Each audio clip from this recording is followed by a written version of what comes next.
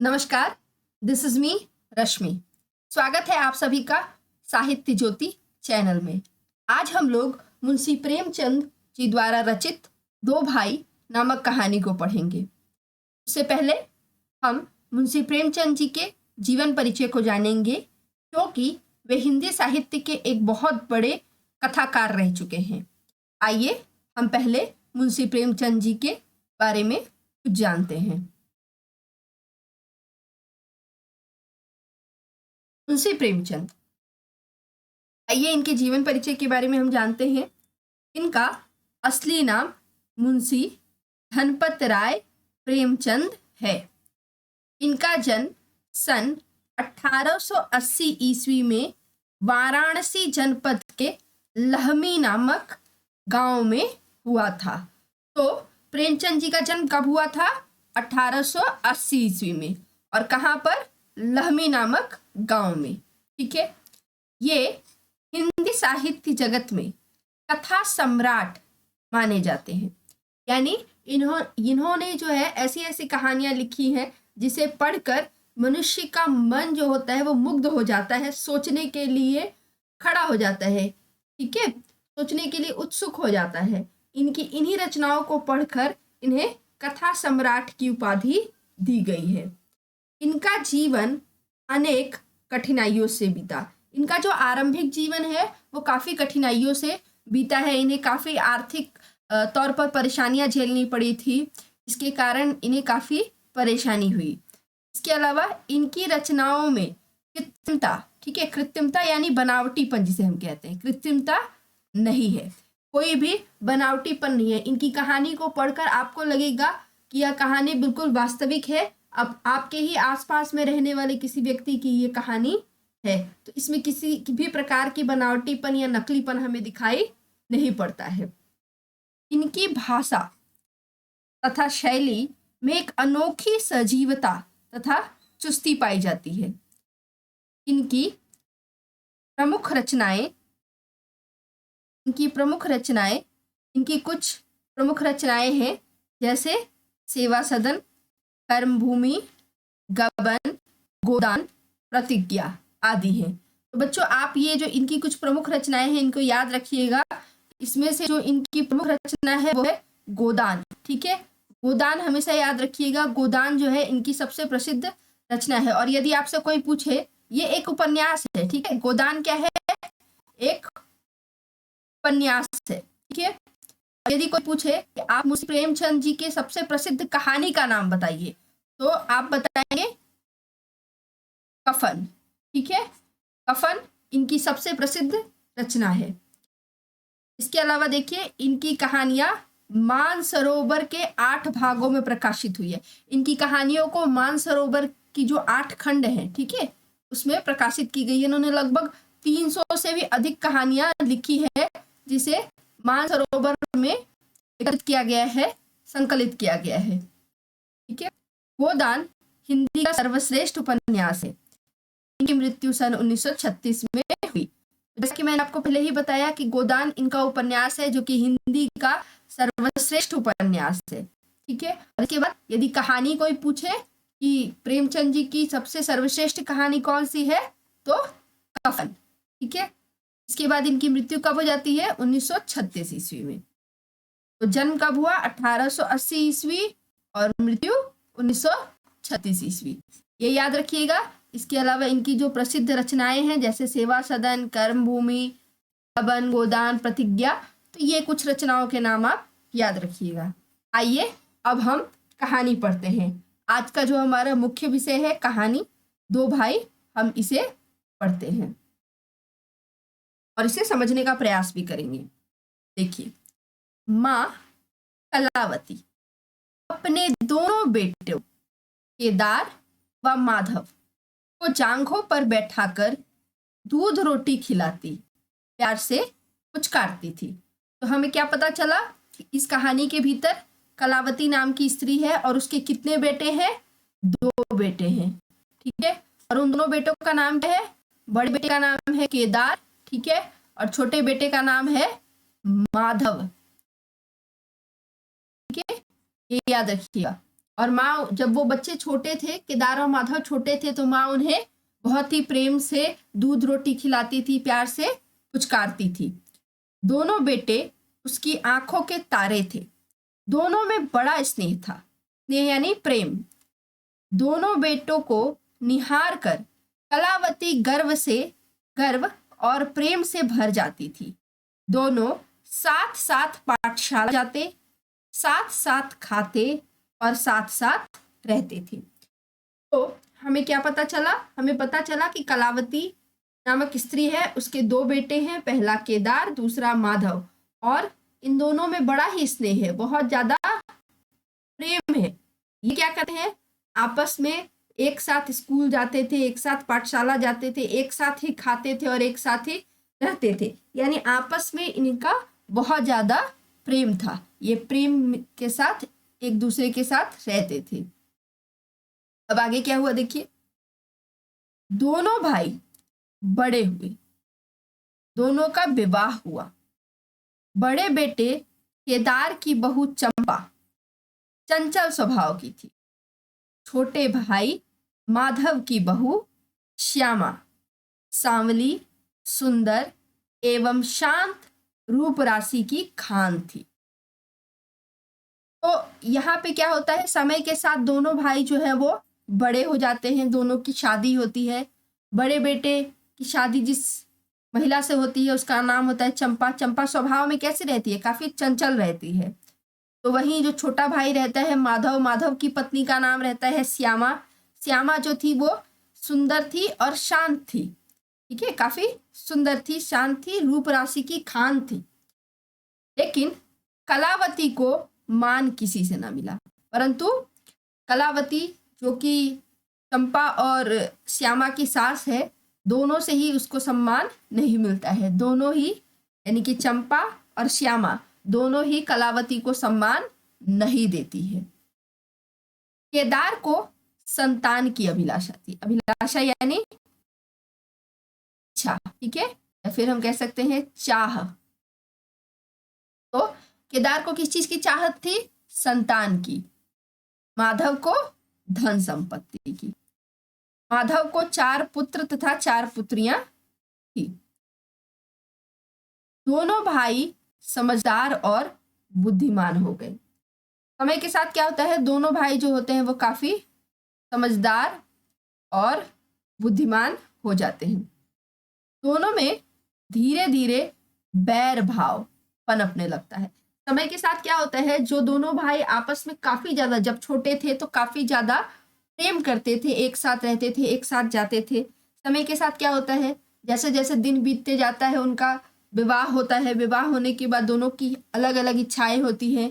केदार की इच्छा थी कि उसे पुत्र हो, माधव की इच्छा थी कि उसे धन संपत्ति प्राप्त हो, और फिर धीरे धीरे क्या होता है, दोनों में बैर भाव यानी कि दुश्मनी पनपने लगती है। दोनों एक दूसरे के साथ दुश्मन के जैसा व्यवहार करने लगते हैं। फलस्वरूप क्या होता है, इसका परिणाम क्या होता है, दोनों भाई अलग हो गए। एक ही घर में 2 चूल्हे जले। कलावती सारे दिन रोती रही। माँ के दिल के टुकड़े माँ के सामने ही अलग हो गए। अब दोनों में बैर भाव हो गया तो फिर क्या हो गया, दोनों धीरे धीरे अलग हो गए।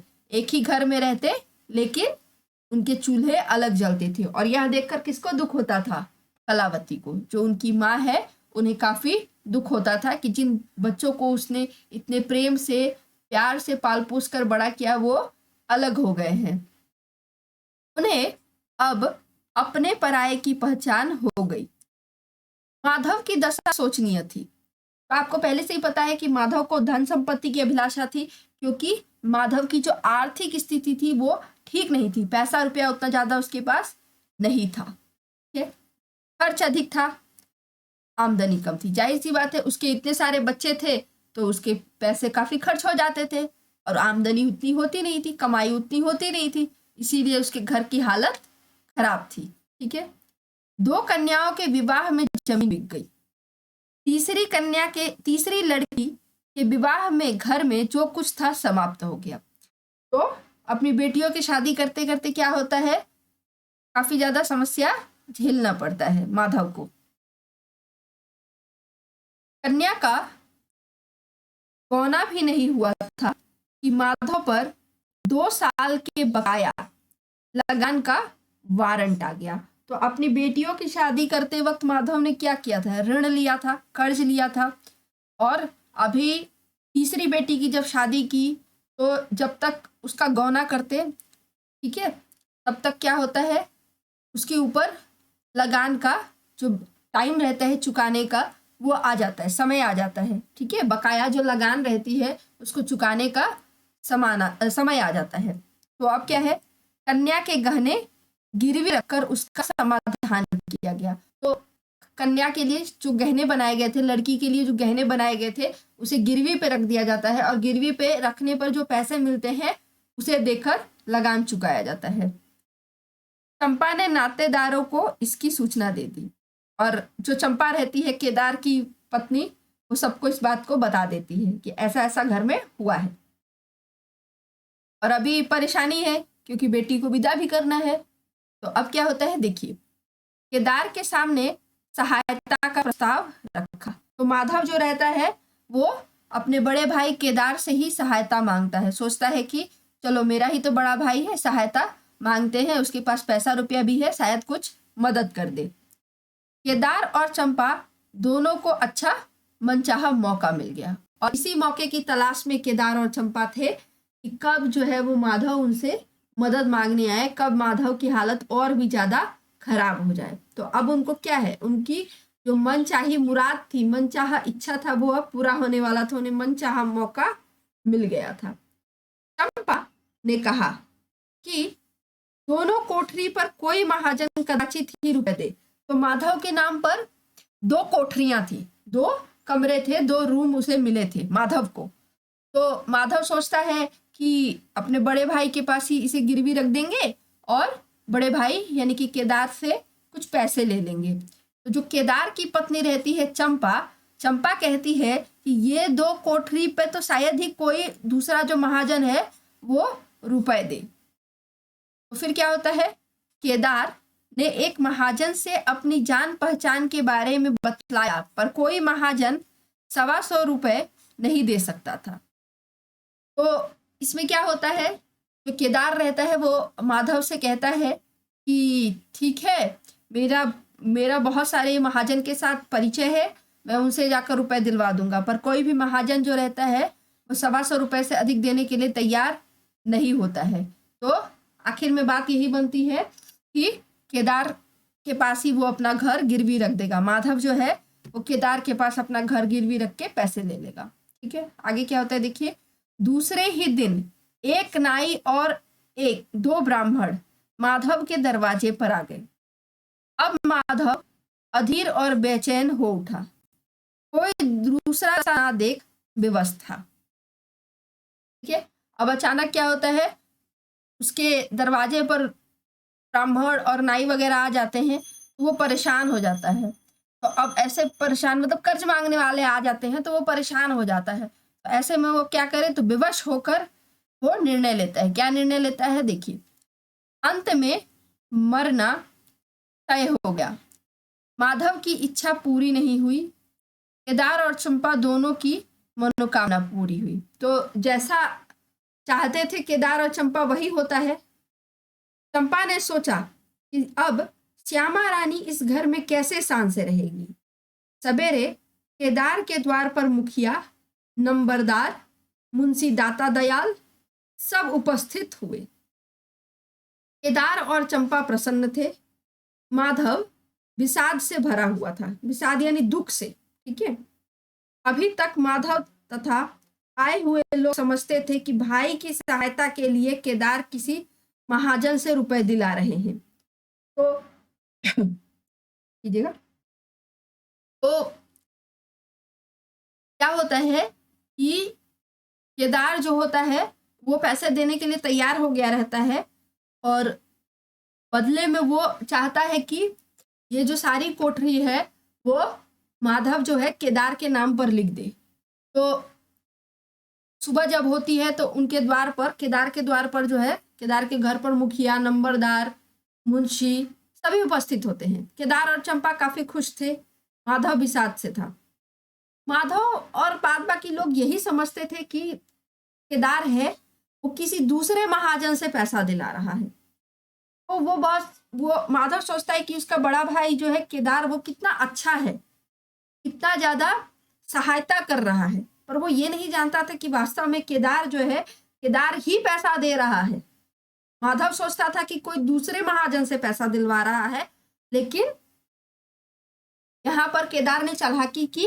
केदार ने क्या किया, खुद ही पैसा दिलवा रहा था, खुद ही पैसा दे रहा था। तो वो कागज पे क्या करता है, अपना ही नाम लिखवाता है। तो देखिए आगे क्या होता है। पर रेहन का कागज लिखते समय केदार ने लिखने वाले का नाम माधव तथा लिखाने वाले का नाम केदार बतलाया। तो सभी विस्मित हो गए यानी आश्चर्यचकित हो गए।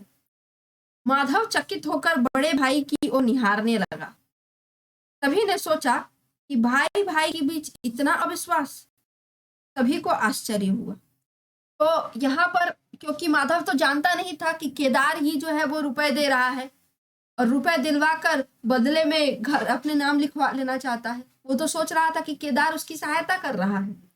लेकिन जब कागज पर नाम लिखने की बारी होती है तो केदार नाम लिखवाता है कि कोठरी कौन दे रहा है, माधव। किसको बेच रहा है, किसको दे रहा है, केदार को। ये देखकर सभी आश्चर्यचकित हो जाते हैं। माधव भी आश्चर्यचकित हो जाता है कि केदार उसके साथ कितना बड़ा अविश्वास किया, कितना बड़ा धोखा दिया। और बाद बाकी जितने भी लोग होते हैं वो भी यही सोचते हैं कि भाई भाई है तो कागज पे लिखवाने का क्या जरूरत है, मुंह से बोल के ही ले सकता है ना कि भैया मेरे को ऐसी परेशानी है, आप मेरी सहायता कर दीजिए। ये बात सोचकर सभी आश्चर्यचकित हो जाते हैं कि दोनों भाई भाई में कितना अविश्वास है, कितना बैर भाव है, कितनी दुश्मनी है कि दोनों कागज पर लिखवा रहे हैं। सभी को आश्चर्य होता है इस चीज को लेकर। बूढ़ी माँ ने सुना तो उसकी आंखों से आंसू की झड़ी लग गई। ठीक है, बूढ़ी माँ को बहुत दुख होता है। बूढ़ी माँ को बहुत ज्यादा दुख होता है। उसने आकाश की ओर निहार कर माथा ठोक लिया। उसे उनके बचपन के दिनों की याद आ गई, जब दोनों उसकी गोद में उछल कूद कर दूध रोटी खाते। उस समय माँ के नेत्रों में कितना अभिमान था, उमंग थी, उत्साह था। पर आज नयनों में लज्जा और हृदय में शोक, संताप है। पृथ्वी की ओर देखकर कातर स्वर में कहा, हे नारायण, क्या ऐसे पुत्रों को मेरी कोख में जन्म लेना था? तो यहाँ पर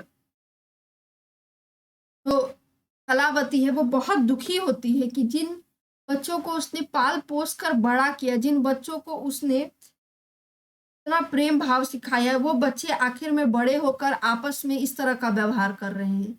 वास्तव में यहाँ पर प्रेमचंद जी ने हमारे समाज का वास्तविक रूप दिखलाया है कि किस तरीके से थोड़े से धन संपत्ति के लिए भाई भाई में आपस में बैर हो जाता है, दोनों में अविश्वास पैदा हो जाता है, जो कि नहीं होना चाहिए।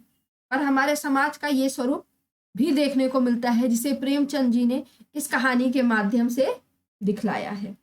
आशा है बच्चों आपको यह कहानी समझ में आई होगी। आइए इस पाठ में दिए गए कुछ शब्दार्थों को देख लेते हैं।